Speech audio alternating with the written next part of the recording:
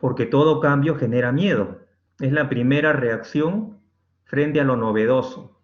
Las personas nos acostumbramos y las personas nos resistimos a cambiar, y aquello que es novedoso o diferente, siempre le tenemos una reserva o miedo.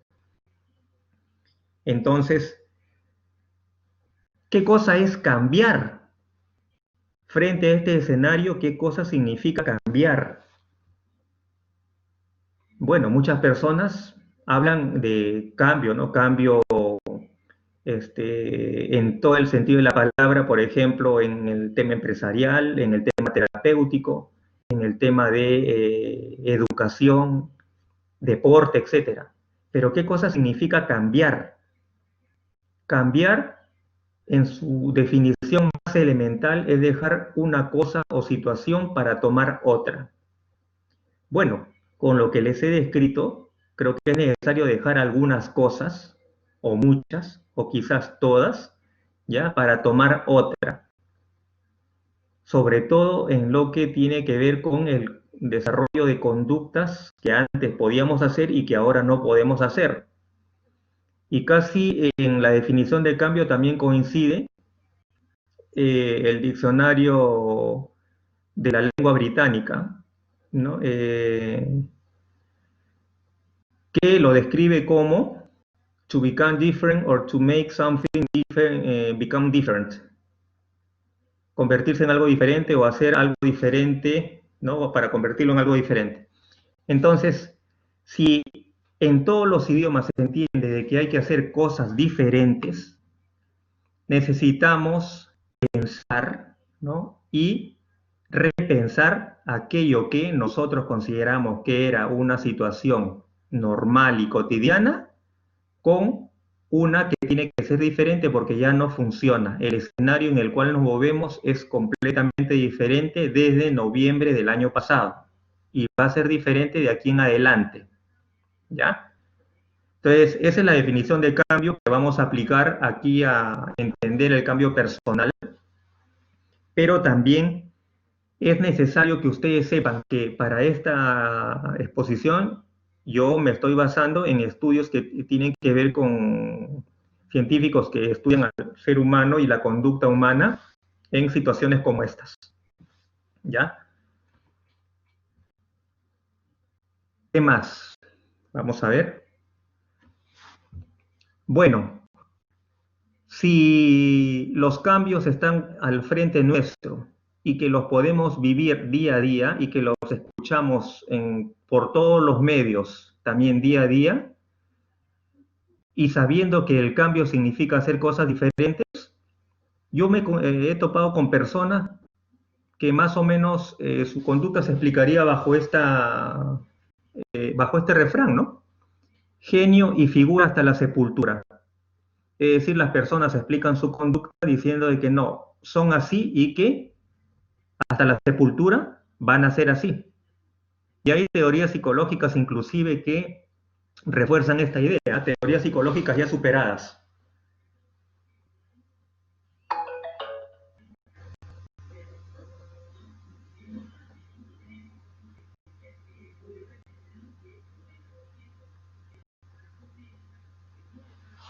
Ok, ¿me escuchan ahora? ¿Se cortó, parece, la conexión? Sí, adelante, José, te escuchamos. Ok, bueno, eh, pero si se le pide al ser humano, a las personas, en diferentes contextos, como les había dicho, ¿no? El psicólogo, el terapeuta, la persona misma, el profesor, el coach, etcétera, ¿no? Eh, esperan el cambio de la conducta para hacer cosas diferentes, ¿ya? Y la pregunta a ellos sería, ¿no? La conducta, ¿en base a qué se explica? Porque una cosa es hablar, o sea, desde la comodidad de un escritorio y de la teoría, y otra cosa es explicar la conducta a la luz así de las disciplinas que han estudiado profundamente la conducta del ser humano. La conducta del ser humano se explica en un 80% por la herencia filogenética y un 20% es por un tema de cultura. Y producto de eso es lo que nosotros somos. Hay cosas que compartimos como seres humanos, pero hay un 20% que lo aprendemos de la cultura. Esto, por favor, no lo pierdan de vista porque es importante para entender lo que es el cambio. Pero, ¿qué pasa si, por ejemplo, nosotros nos comparamos con los otros seres humanos? Los animales cambian, los animales no cambian. ¿En qué nos parecemos y qué nos diferencia? Es otro punto que también es necesario evaluarlo para entender lo que significa el cambio personal. Primero, desde hace más de 2000 años sabemos que somos seres racionales y que nuestro cerebro se agrandó en el transcurso de nuestro desarrollo evolutivo y a él le debemos esta capacidad de hacer razonamientos complejos. Es lo que nos diferencia de los otros animales. No quiere decir que los otros animales, o sea, no tengan un incipiente pensamiento, ¿ya?, para resolver problemas, pero el ser humano tiene la capacidad de hacer razonamientos complejos. Ojo, se sabe que eso nos ayuda a resolver problemas, a enfrentarnos a situaciones nuevas. Pero lo curioso es que todavía hay personas que dicen, o sea, que genio y figura hasta la sepultura, ¿no? Lo que significa que no van a cambiar. Y se supone que tienen esta capacidad racional. Luego, otra cosa que nos diferencia es que producimos artefactos culturales y tecnológicos superiores y le asignamos valores simbólicos.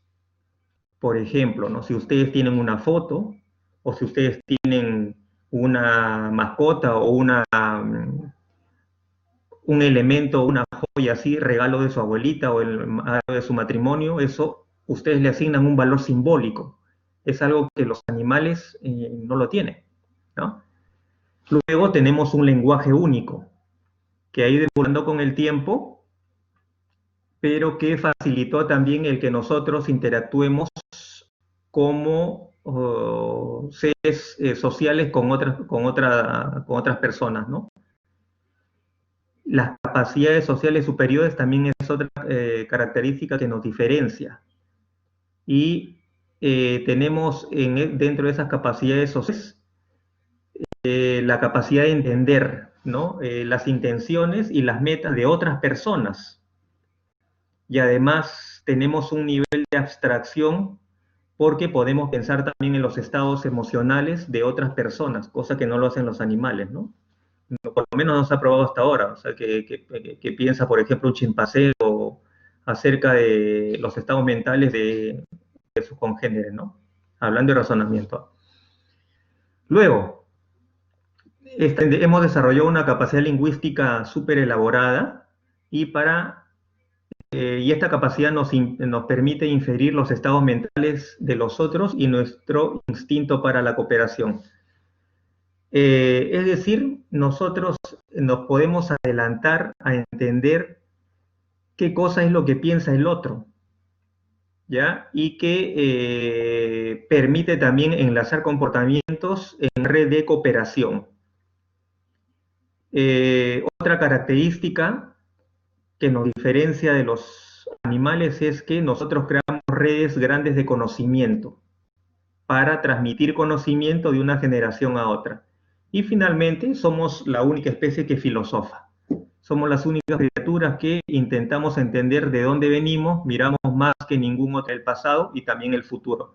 Miren, esta parte tiene que ver con el tema de cambio porque esta es nuestra naturaleza.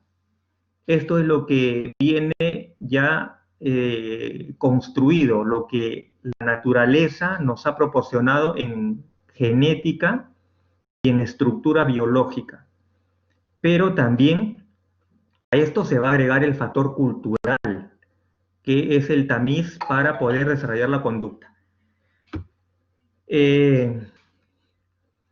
Bueno, se supone, con todo lo que he dicho hasta el momento, que somos seres inteligentes, tenemos una capacidad lingüística, ya que podemos cambiar y que es un tema que permite que nosotros manejemos ese 80% con el 20% que es cultura y aprendizaje.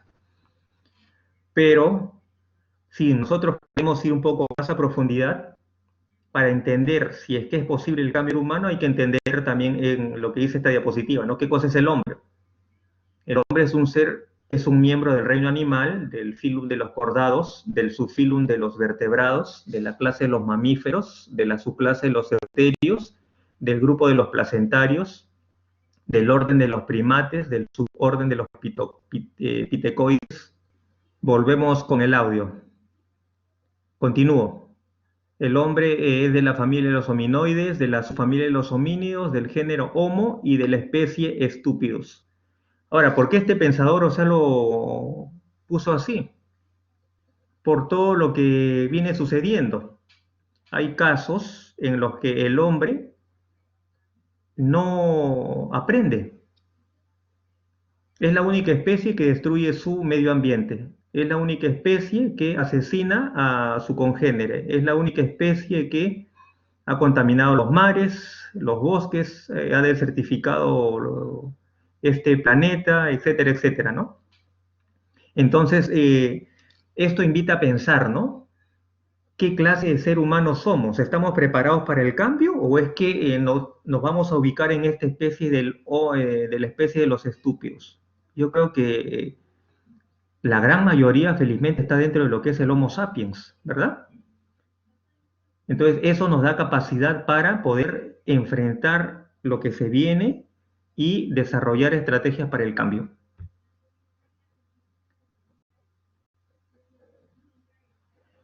Ahora, desde los años 80, el desarrollo tecnológico, como lo que, por ejemplo, tenemos en la actualidad, ¿no?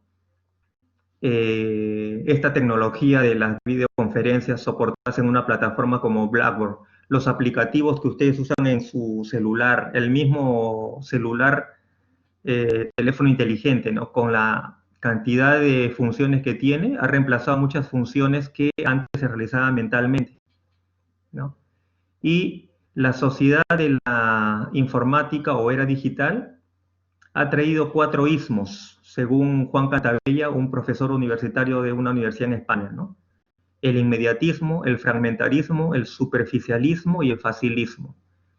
Ahora, ¿qué tiene que ver esto con el tema del cambio? Bueno, la sociedad de la informática y de la era digital, al hombre moderno, en su gran mayoría, lo ha condicionado a que las cosas las consiga de manera inmediata, es decir, no esforzarse. El fragmentarismo no quiere conocer los problemas completos, ¿no? Holísticos, sino solamente partes, ¿no? Fragmentadas. No quieren, o sea, conocer un tema de manera holística. Repito, en algunos, no en todas las personas. Estas personas, este grupo de personas, tampoco les interesa profundizar en conocimientos profundos, sino solamente conocer la capa superficial de un problema y resolverlo de una manera pragmática, ¿ya? Y ahí, por ejemplo, podemos reflexionar que el pragmatismo político, ¿no? No interesa, o sea, si es ético o no, sino simplemente que haga obras. Y finalmente, el facilismo. Toda la tecnología está orientada a que el hombre ahorre esfuerzo, inclusive a que piense. Entonces, para eso existen los aplicativos. Ahora, si la sociedad informática y de la era digital ha condicionado que la conducta se fíe por el inmediatismo, el fragmentarismo, el superficialismo y el facilismo, esto va en contra de lo que es un verdadero cambio, porque el cambio personal exige determinadas condicionantes, y uno de ellos es el esfuerzo, la perseverancia y un horizonte de tiempo que no necesariamente pase de aquí a mañana, ¿no? Salvo que ustedes quieran creer al vendedor así de humo, el que escribió El cielo es el límite, ¿no? Bueno, cada quien es libre también de creer lo que quiera, ¿no? O sea, pero, repito, las investigaciones científicas y validadas y sustentadas en la ciencia explican de que no es tan sencillo. ¿Quién es el que va a desarrollar este cambio? Las personas, cada uno de nosotros. ¿Cuáles son esos espacios en los que ustedes y cada una de las personas tiene oportunidad para demostrar que puede cambiar o no? Bien, la pandemia y la cuarentena ha sometido a evaluación los siguientes espacios en la vida de las personas. Por ejemplo, la salud física y psicológica. ¿Ya? Si usted, por ejemplo, ustedes hacían ejercicio ya en un gimnasio, ahora ya no lo pueden hacer y van a tener que desarrollar su creatividad o buscar alternativas para hacerlo o en casa sobre todo en casa, ¿no? Por la seguridad, o en espacios en los que ustedes no estén rodeados de personas. A propósito, los gimnasios ocupan el 6º lugar en lugares de infección para el COVID-19, ¿no? Y salud psicológica. Si usted, por ejemplo, se está enfrentando a problemas de ansiedad, ¿ya? Y claustrofobia, entonces es necesario que también evalúe hasta qué punto lo puede manejar, si no buscar ayuda especializada. Entonces, y es aquí el primer espacio en el que ustedes pueden demostrar esta capacidad de cambio, ¿no? Cómo gestionar su salud física y psicológica. Luego, la dinámica de pareja y familiar es otro espacio para que ustedes también pongan a prueba a ver su capacidad de redefinir áreas importantes de funcionamiento familiar a nivel de pareja y a nivel de familia. Porque ahora van a estar prácticamente las 24 horas mirándose unos a otros, ¿ya? Pese a que desarrollen sus actividades, pero van a estar así compartiendo un espacio único sin interactuar con otras personas. Y ahí, ¿cómo es que ustedes van a gestionar, por lo menos los padres, ¿no? La educación, por ejemplo, en igualdad de género, en repartir tareas de casa, en asignar responsabilidades según edades, etcétera, etcétera. ¿Por qué? Porque es ahí en donde se van a plasmar aquellos cambios que ustedes quieren lograr. Si es que quieren hacer algún cambio en ese sentido, porque también, o sea, puede existir personas que digan, no sé de cosa, la mujer es la que tiene que cocinar, ir al mercado, y yo me siento a leer el periódico, ¿no? Otra área, y creo que en esto sí lo estamos viviendo todos, es el tema del teletrabajo o trabajo remoto, según como lo llama la legislación laboral. Lo que estoy haciendo en estos momentos, por ejemplo, es eso, a través de esta plataforma. Pero detrás de esta hora de exposición está toda una cantidad de horas de trabajo intelectual, ¿no? Que se plasma en este teletrabajo a distancia. Yo estoy en estos momentos en mi casa, pero estoy trabajando. Y cada uno de ustedes está también en su casa.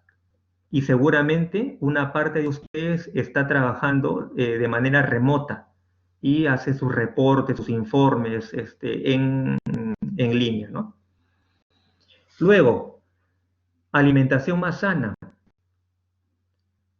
La ventaja que ha traído esta cuarentena es que la gente está alimentándose un poco de una manera más sana, menos glucosa, menos sodio, ¿ya? Es decir, menos comida chatarra. Y esto permite también que ustedes encuentren un equilibrio en su dieta para que no se enfermen de aquellas enfermedades que son características de este tiempo, ¿no? La diabetes, la obesidad, etc., ¿no? La práctica de deportes en casa, ya les había mencionado lo del gimnasio, pero quizás también alguna otra, ¿ya? Si para ustedes era un tema recurrente salir así a jugar fulbito o hacer alguna otra cosa, ya no lo van a poder hacer en mucho tiempo. Entonces, ¿cómo lo van a resolver? Cada uno de ustedes tendrá que desarrollar una estrategia. Ojo, no descuidando de que, por ejemplo, esos cambios requieren una reflexión así de lo anterior, ¿no?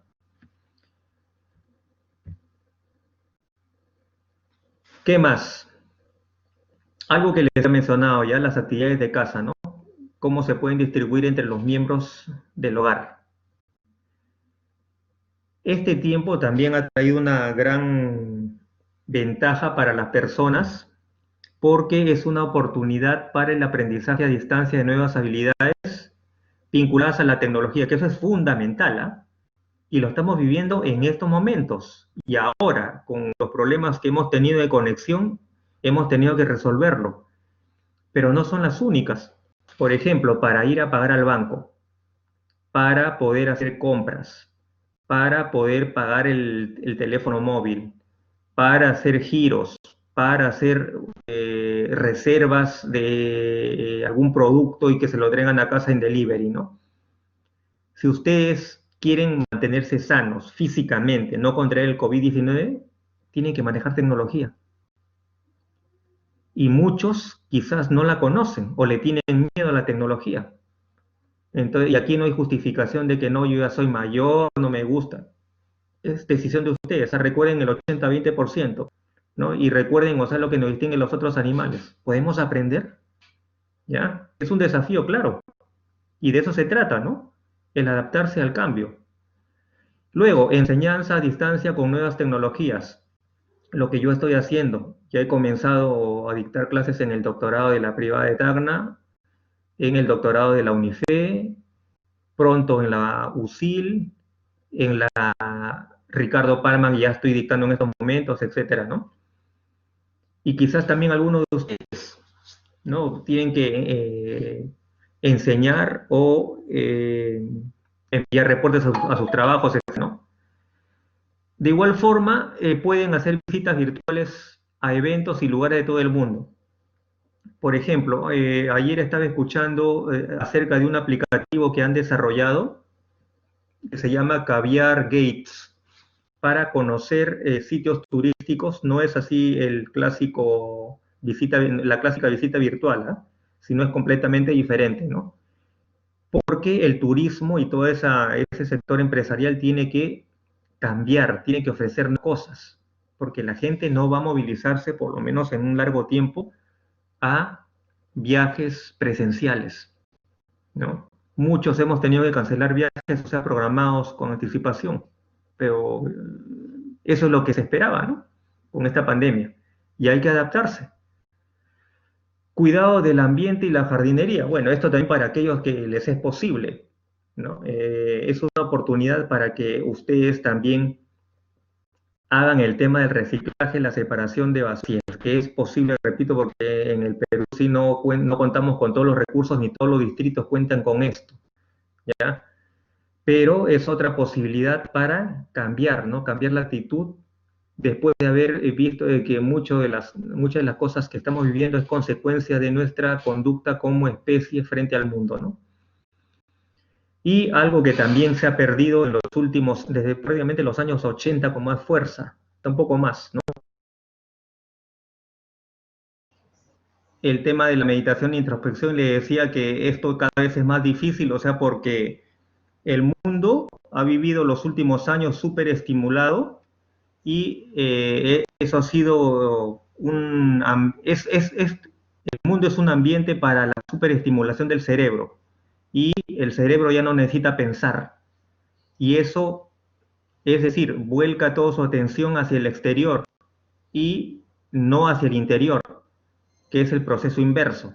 Entonces, como hay un mundo superestimulado, ¿no? El cerebro se dirige al exterior y no al interior para hacer introspección. Y es necesario hacerlo. Por eso algunas personas cuando salen de viaje al campo se sienten aburridas. Ya quieren volver porque están acostumbradas a una superestimulación y no saben cómo manejar la introspección. Pero ahora, ¿qué se necesita para el aprendizaje, para cambiar? Y ya estamos con esto casi cerrando, ¿no? El filósofo Santiago Ramón y Cajal decía que los tres mordientes de la acción eficaz son el interés, la emoción y la atención obstinada, es decir, no la simple atención, sino la atención perseverante y tenaz. Aquí hay tres elementos: interés, emoción y atención obstinada. Eso es lo que va a conducir al verdadero cambio. Aquello que ustedes quieren lograr necesita interés, emoción y atención obstinada. Estos mordientes son también los del estudio y el aprendizaje. Mediante aquellos pueden estos desenvolverse adecuadamente y ser realmente productivos.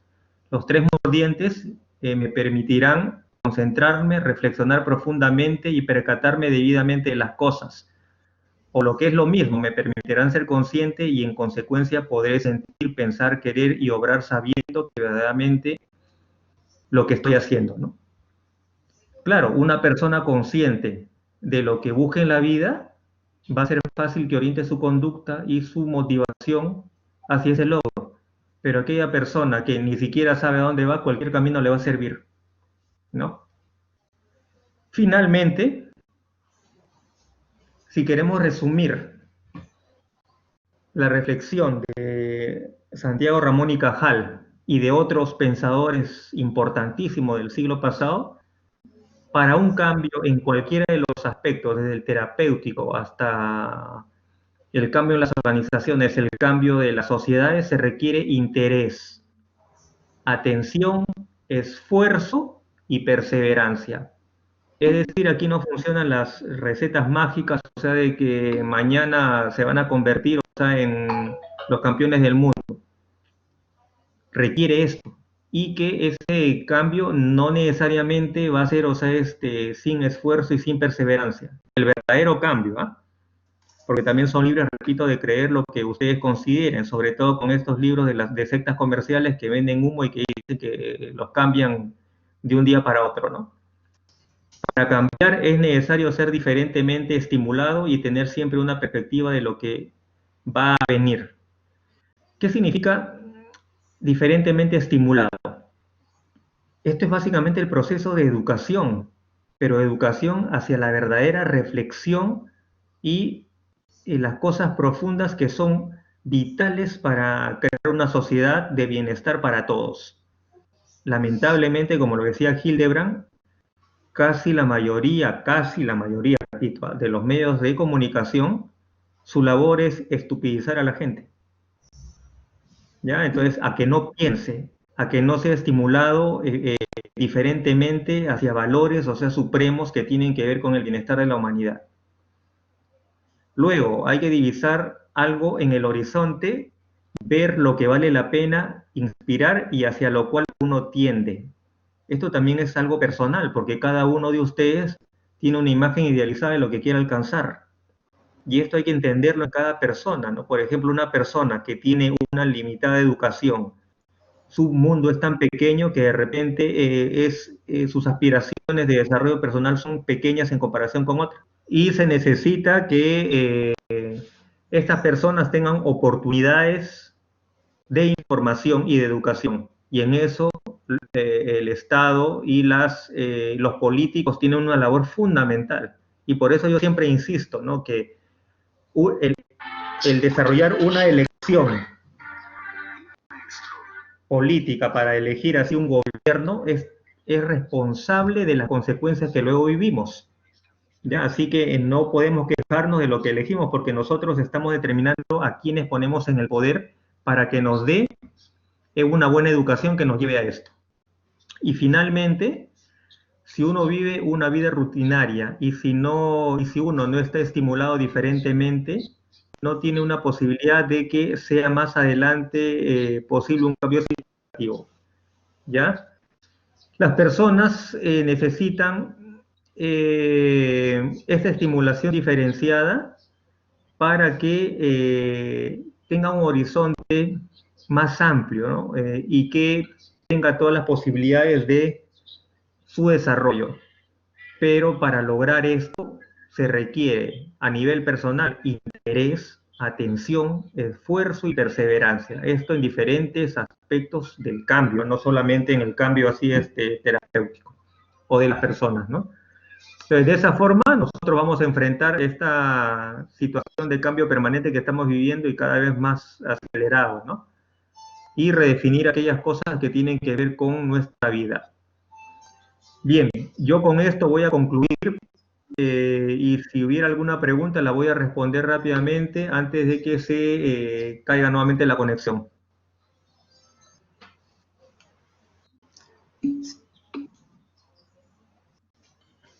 Sí, José, muchas gracias. Bueno, creo que hemos tenido hoy día algunos problemas de orden tecnológico, de Internet. Nos han informado que ha sido a nivel de todo el Perú, incluso del extranjero, este bajón que hemos tenido en Internet, ¿no? Acá creo que tenemos una consulta, José, ¿me escuchas? Sí, te escucho. Dice Javier Nando, con todo esto que estamos viviendo, ¿cómo les toca a los niños? La naturaleza siempre es y será 96-80, el 96-80. Ok, bueno, es 80-20, ¿ya? Ya, Si ustedes, por ejemplo, leen libros de etologías, si son psicólogos, o sea, este es a veces un tema un poquito aislado a la carrera, ¿no? Pero tiene que ver mucho con lo que nosotros hacemos, y les invito a que lean esto, ¿no? Nosotros, o sea, para hablar de conducta, no podemos reducirla única y exclusivamente a la psicología. La psicología tiene que ver con la estructura que nosotros tenemos, la estructura fisiológica, la estructura anatómica y la herencia filogenética. Esto lo tienen todos, lo tenemos absolutamente todos, ¿ya? Entonces, en ese sentido, niños, adultos, gente de todas las razas, de toda condición social, tienen esos componentes, ¿ya? Los reflejos, por ejemplo, esos se presentan en todas las personas. Lo cultural es lo que nos va a diferenciar y es ahí donde tenemos que enfocarnos. ¿Ya? Por ejemplo, un niño tiende a desarrollar ciertas conductas, por ejemplo, a los 3 años del egoísmo, pero en un contexto en el que se les educa para la cooperación, va a aprender, y algunos, muy pocos, no lo aprenden. Por ejemplo, en Noruega se educa en igualdad de género, ¿ya? Pero aún así, ¿ah? Y este es un estudio que se hizo el año pasado, para saber si, por ejemplo, el tema del poder estaba asociado más a los hombres o las mujeres. Es en Noruega, que ya es una sociedad en la que educan a los niños y niñas en igualdad de género, con los mismos derechos y todo. Descubrieron de que, por ejemplo, las niñas en Noruega todavía atribuían el poder al género, a los hombres. Entonces, esto tiene que ver con algunas teorías, o sea, que explican que existe siempre el macho alfa, ¿no? Dentro de los grupos. Y esa es la parte que tiene que ver con la herencia filogenética. Pero han logrado canalizarla, y y en estos países, no solamente en Noruega, ¿no? El tema de la igualdad de género se mantiene, porque si no, sería casi como en Latinoamérica, las cifras así, feminicidio y todo lo demás, posiblemente serían casi similares, ¿no? Entonces, el tema cultural tiene que ver mucho, y eso comienza desde niños, en el hogar, no en el colegio. sí. José, acá otra pregunta de Juan Alexander Guevara. Dice, ¿qué opinas sobre el comportamiento de muchas personas en cuanto a no acatar las disposiciones de nuestras autoridades? Esa es una pregunta muy buena, y es necesario también evaluarlo en su verdadera dimensión.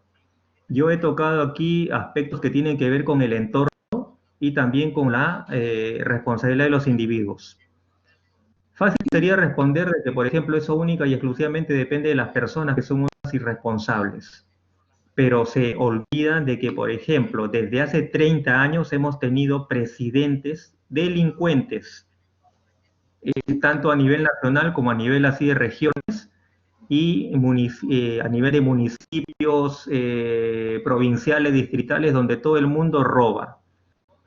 Y estas ciudades, justamente donde no obedecen o donde hay más temas, o sea, de problemas de conducta, es porque los servicios básicos no están siendo atendidos. Entonces, no es solamente un tema de individuo. Por supuesto que existen así individuos que desarrollan conductas, o sea, de desacato de la autoridad. Y eso es también ¿por qué? Porque se ha instaurado un sistema de valores en el que, por ejemplo, la viveza, ¿no? El sacar la vuelta a la ley, y eso no solamente lo realizan estas personas, sino también las grandes figuras políticas y con autoridad de una sociedad. Entonces, si el grande o los poderosos no lo hacen, ¿por qué lo va a hacer el otro? No estoy justificando, estoy explicando el tema. Entonces, ¿esto debe ser sancionado? Sí, debe ser sancionado, pero es necesario primero atender lo otro, ya lo que le corresponde a las personas que tienen poder para resolver los problemas de justicia, servicios sociales básicos, servicios elementales básicos. Y hablo de justicia, ¿por qué? porque también es necesario que sepan que una conducta de esta clase, comenzando por los grandes, debe ser sancionada. Si estas personas, o sea, que tienen autoridad, son sancionadas, obviamente las otras personas van a decir, claro, aquí se sanciona y hay que respetar. Pero aquí han salido de la cárcel personas que no estaban en riesgo de su salud a las 24 horas, ¿ah? Y otra persona, o sea que después de 13 días recién ha salido, como es el caso de Ana Villarán. Y hay que ser objetivos en ese tema. Entonces, mientras los sistemas tengan una doble moral, una hipocresía, va a ser más fácil señalar al otro y responsabilizar de este desacato de la conducta, ¿no? Entonces, ¿hay responsabilidad del individuo? Sí, pero también hay de la otra parte. Para que el individuo respete, tiene que existir.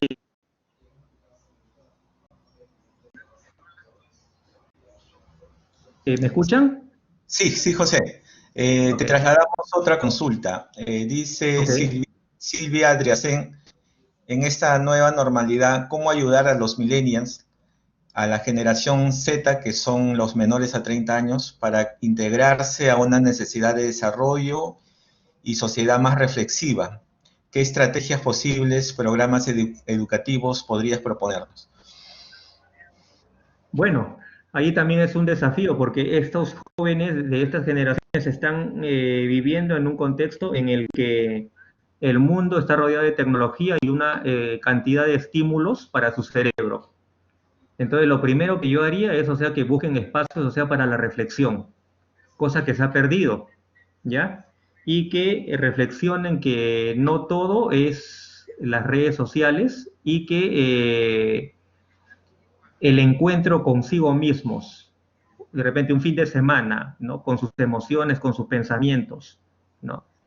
O el encuentro con la naturaleza, los va a ayudar a encontrarse consigo mismos. Pero repito, cada vez esto está más alejado, ¿ya? Y las mismas personas se alejan, o sea, de estos espacios porque se aburren.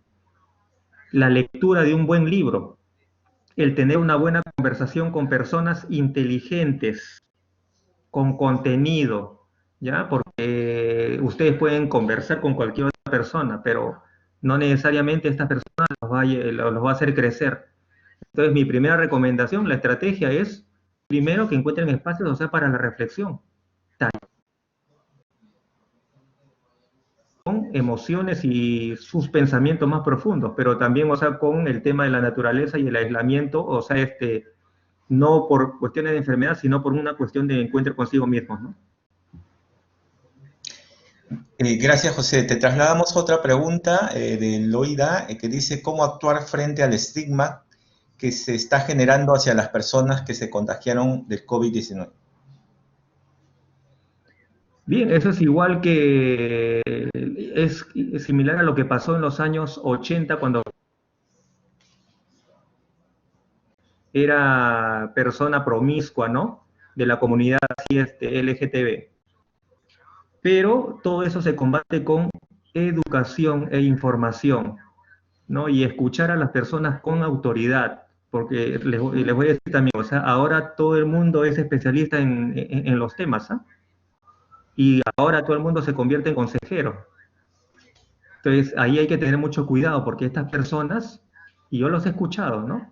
Para recibir, y lo he escuchado hasta de colegas, para dar un consejo, es similar a lo que diría cualquier persona, una casera en el mercado, pero no reflexionan acerca de sus verdaderas posibilidades. Ejemplos concretos, ¿ah? O sea, por ejemplo, que decía, o sea, cómo dar responsabilidad, la familia consultaba, ¿no? Cómo hacer más responsable a sus hijos menores. Lo primero que a la psicóloga se le ocurrió decir, cómprele una mascota. Y decía, una mascota. Esta señora se ha puesto a pensar de que la mascota requiere un presupuesto, requiere atención, requiere tiempo, requiere limpieza, requiere respeto para los vecinos si viven en un departamento, en cualquier lado. Entonces, trata no sirve para nada. Entonces se necesita recurrir a las personas especialistas y no a cualquier charlatán que se les cruce en el camino. Como repito, ahora todo el mundo es consejero, ¿eh? Todo el mundo es especialista en recomendar así este tema de esta naturaleza.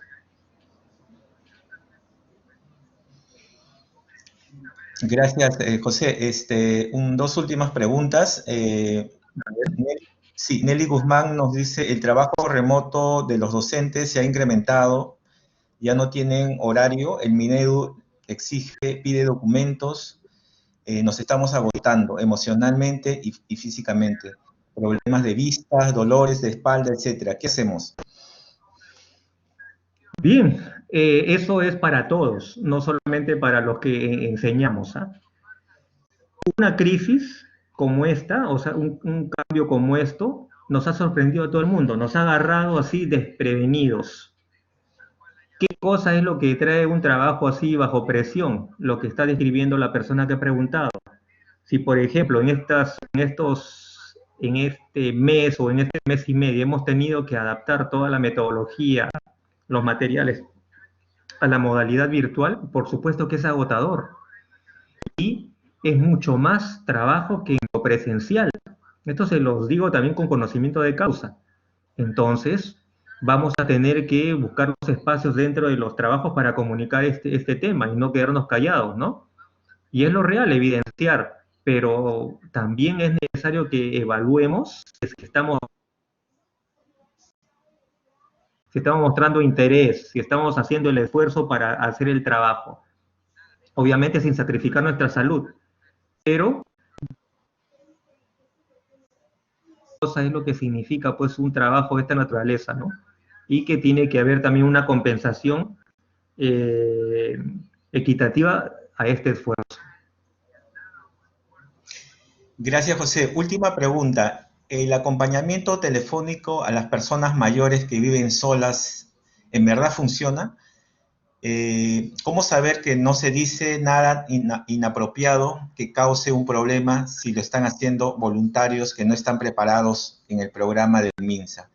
Lo pregunta Mónica Roset. No conozco, o sea, si es que hay un estudio serio que diga si esto tiene efecto o no, y sería motivo para hacer una investigación así para una tesis, ¿ya? Pero de que podría afectar, influir en algo, yo creo que sí. ¿Por qué? Porque si en temas, o sea, de comerciales, las personas logran enganchar a personas cuando las llaman para comprar productos y todo lo demás, es posible que influya en algo, siempre y cuando se realice de manera profesional, ¿no?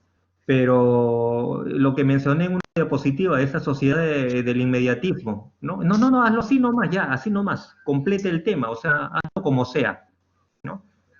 No quiero generalizar, pero posiblemente algunos por la desesperación, ¿no? En alcanzar su meta, porque seguramente también les ponen metas, hacen un trabajo que no necesariamente requiere la preparación. Y además, o sea, el desarrollar una actividad de esta naturaleza requiere conocer cuáles son las condiciones, o sea, tecnológicas, o sea, emocionales, circunstanciales, o sea, que vive la persona, porque no a todos, o sea, uno se dirige de manera igual, o sea, todos somos seres humanos, pero cada quien tiene una característica que lo diferencia. Entonces, no se puede aplicar así una fórmula a todos por igual. Tiene esas desventajas, ¿no? Pero de que puede ser útil en situaciones de esta naturaleza, sí, ¿ya? Y la tecnología ayuda, por ejemplo, Zoom, Blackboard, la tecnología que también pueda manejar la persona adulto mayor, ¿no? Por ejemplo, con el Blackboard va a ser más complicado que un anciano de repente se comunique, no quiere decir imposible, ¿eh? Pero de repente puede ser el WhatsApp y todo lo demás, ¿no? O sea, pero es necesario explorar. Y las tecnologías se han desarrollado ampliamente, ¿no? Entonces, hay que buscar esas posibilidades y evaluar, a ver, eso puede ser, repito, una tesis, ¿no? Si cumplen los efectos de cambio terapéutico, o sea, que logran, o sea, los que llaman por teléfono a los ancianos en el MINSA, ¿no? Ok, muchísimas gracias al doctor José Alfonso Mesía Guevara por su presentación, un poco accidentada por el problema de la red, pero creo que hemos podido escuchar casi el 90% de esta presentación interesante que ha hecho el doctor Mesía.